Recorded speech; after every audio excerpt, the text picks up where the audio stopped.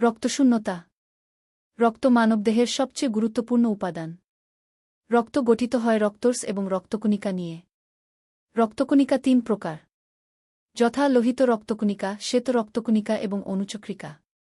রক্তের লোহিত রক্তকণিকার মাধ্যমেই বেঁচে থাকার প্রধান উপকরণ অক্সিজেন পৌঁছে যায় আমাদের শরীরের প্রতিটি কোষে। আবার এর মাধ্যমেই কোষে তৈরি হওয়া বিষাক্ত কার্বন ডাই অক্সাইড নিষ্কাশিত হয় দেহ থেকে।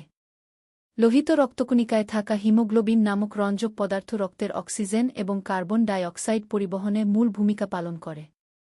রক্তশূন্যতা হল রক্তের এমন একটি রোগ যেখানে রক্তে লোহিত রক্তকণিকা বা হিমোগ্লোবিন স্বাভাবিক সংখ্যার চেয়ে কম থাকে, অর্থাৎ রক্তের অক্সিজেন বহন করার ক্ষমতা হ্রাস পায়। রক্তে হিমোগ্লোবিনের স্বাভাবিক মাত্রা।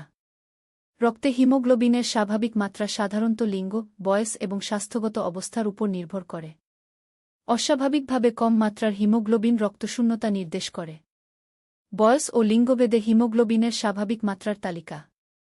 বয়স ও লিঙ্গ মাত্রা গ্রাম ডেসিলিটার।